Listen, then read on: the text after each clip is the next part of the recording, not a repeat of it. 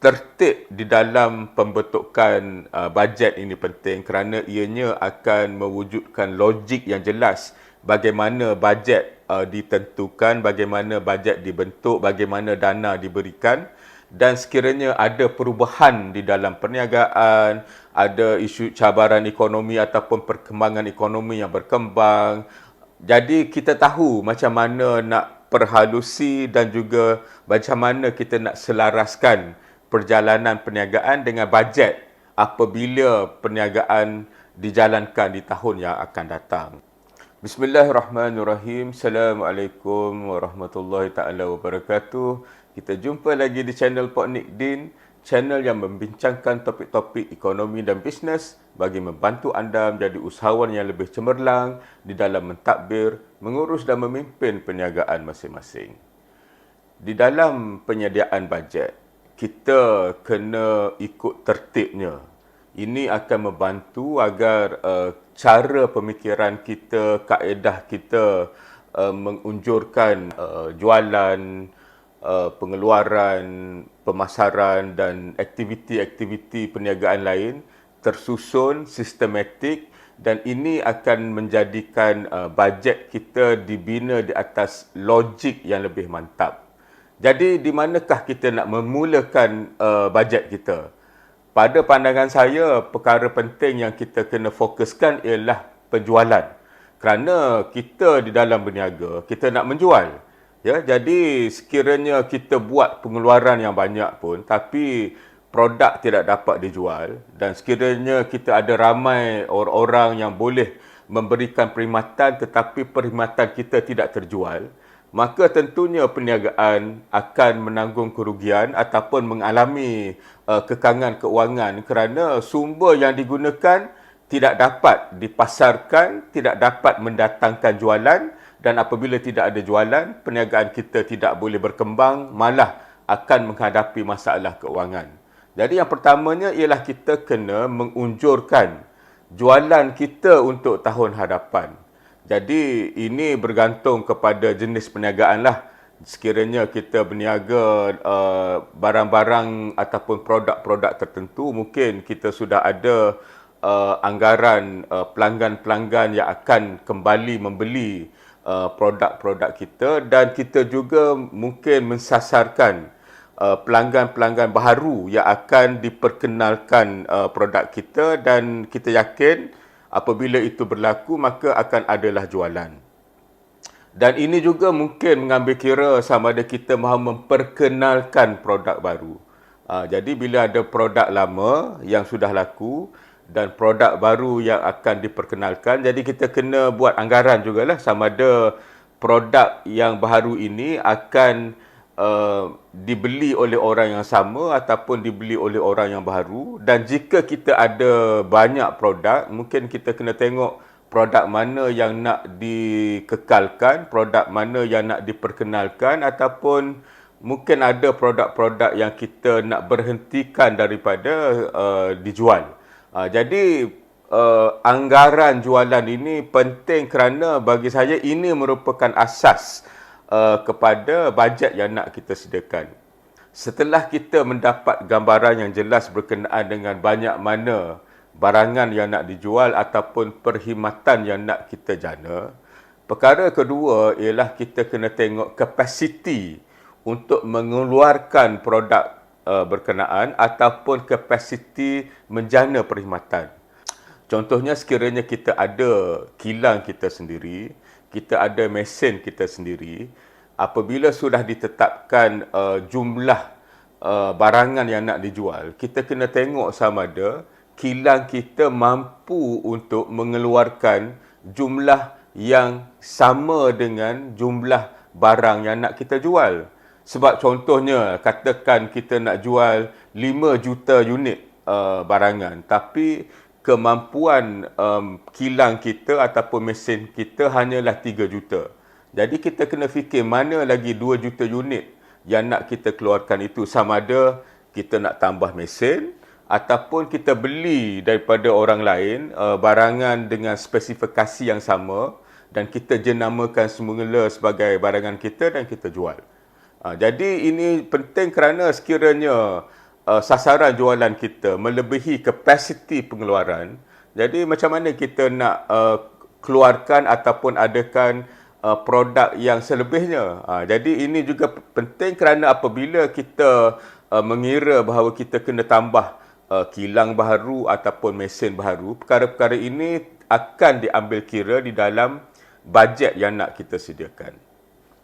Kemudian tentunya apabila kita nak menjual, kita nak memperluaskan lagi pasaran kita, kita nak menambah bilangan kita, perkara ketiga yang kita kena buat ialah program-program pemasaran dan juga program-program jualan. Jadi ini samalah dengan kaedah kita menentukan jumlah jualan yang nak kita buat. Jadi program pemasaran, program jualan ini tentunya ada hubung kaitnya dengan jumlah produk yang nak kita jual. Jadi mungkin disebabkan kita nak tambah jualan kita 20% ataupun 30% untuk tahun hadapan, maka aktiviti pemasaran, aktiviti jualan kita pun akan bertambah berdasarkan sasaran jualan yang nak kita buat. Jadi apabila ada pertambahan aktiviti, kita pun mungkin tengoklah sama ada kita ada cukup orang yang nak memasarkan, ada cukup orang yang nak menjual, sama ada kita akan menggunakan iklan yang lebih, sama ada kita akan menggunakan teknologi-teknologi tertentu di platform-platform tertentu yang kita kena bayar.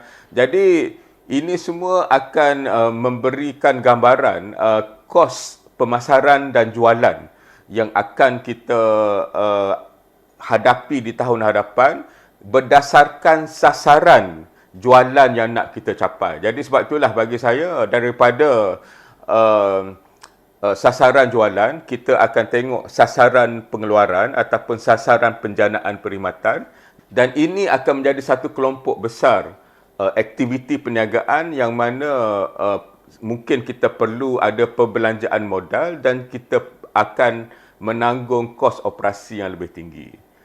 Setelah kita tetapkan jumlah jualan yang nak kita sasarkan, aktiviti-aktiviti pengeluaran yang diperlukan termasuk pelaburan-pelaburan baru, aktiviti-aktiviti pemasaran dan jualan yang perlu kita perkembangkan bagi menampung sasaran jualan yang telah kita buat.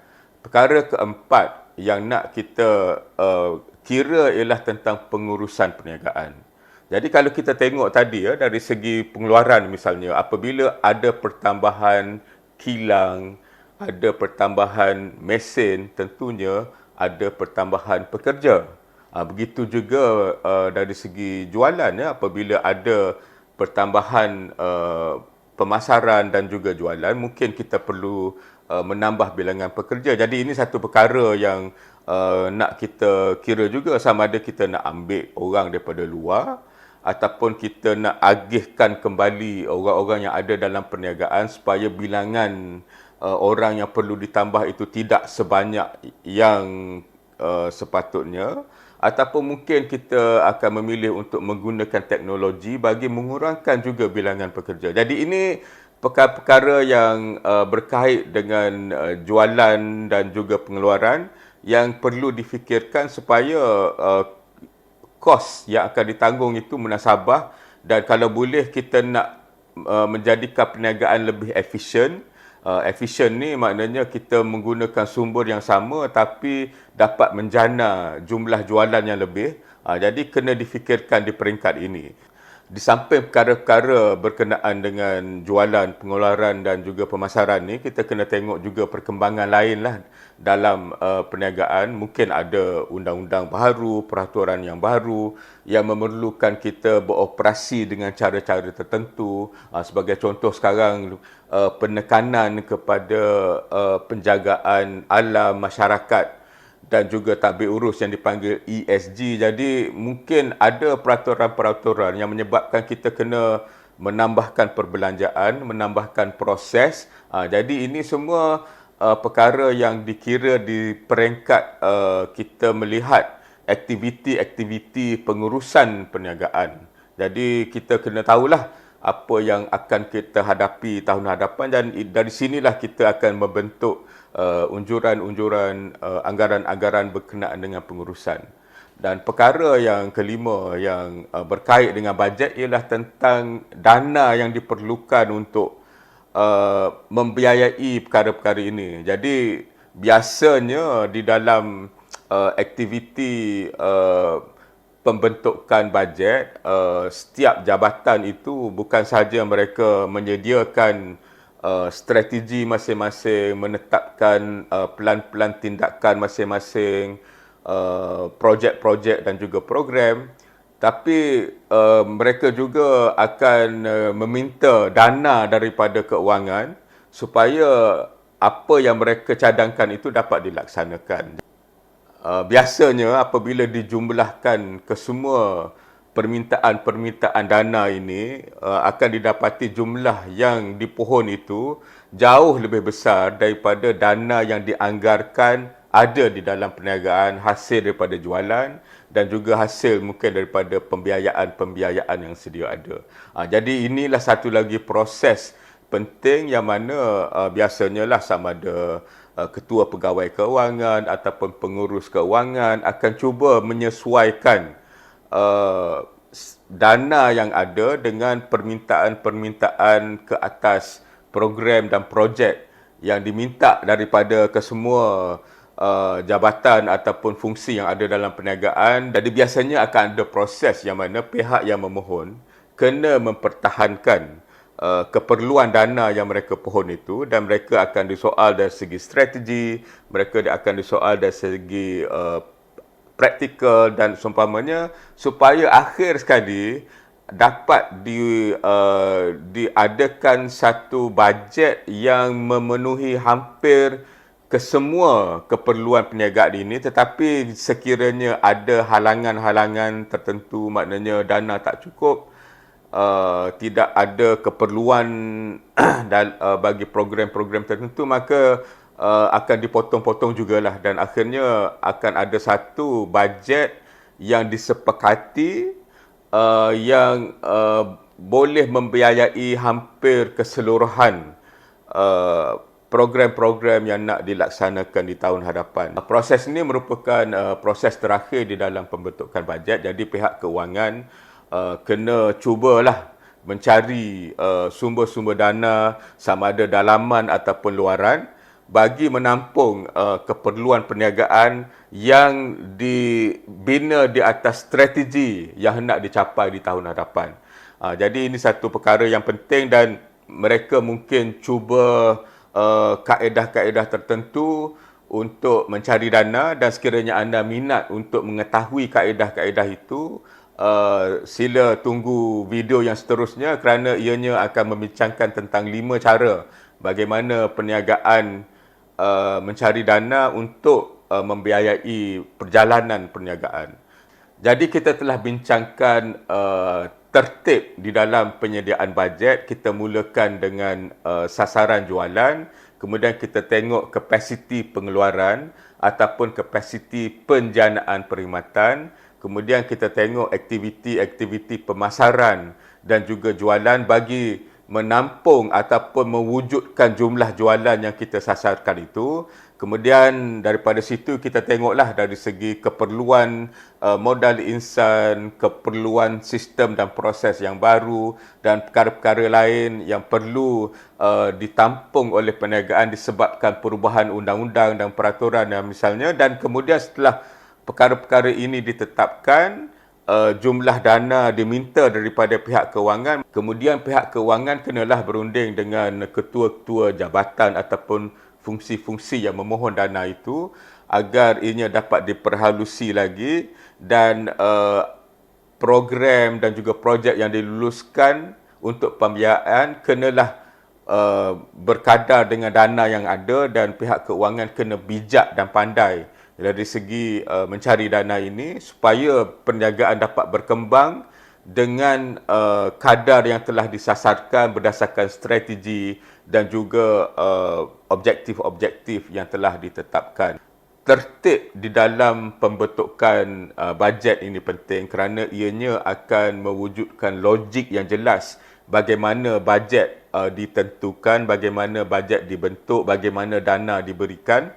dan sekiranya ada perubahan di dalam perniagaan, ada isu cabaran ekonomi ataupun perkembangan ekonomi yang berkembang. Jadi kita tahu macam mana nak perhalusi dan juga macam mana kita nak selaraskan perjalanan perniagaan dengan bajet apabila perniagaan dijalankan di tahun yang akan datang. Jadi tuan-tuan dan puan-puan, ini merupakan satu perkara yang penting dan saya harap apa yang dibincangkan ini dapat membantu anda, dan sekiranya anda mendapat manfaat daripada video-video yang dikongsikan di channel Pok Nikdin ini, maka kongsikanlah video-video kami dengan rakan-rakan usahawan anda yang lain dan ajak mereka untuk subscribe channel ini kerana kita nak memperkembangkan lagi ilmu-ilmu berkenaan dengan ekonomi dan bisnes bagi menjadikan usahawan kita lebih bijak dan lebih terdidik di dalam membuat keputusan-keputusan perniagaan yang memang sentiasanya mencabar. Jadi anda boleh pilih topik-topik yang sesuai dengan keperluan perniagaan anda. Banyak video dari segi strategi, dari segi pengurusan, dari segi kepimpinan dan juga dari segi kemahiran CEO, dan manfaatkan video ini agar perniagaan anda menjadi lebih unggul dan lebih lestari. Sekian, wabillahi taufiq wal hidayah. Assalamualaikum warahmatullahi taala wabarakatuh.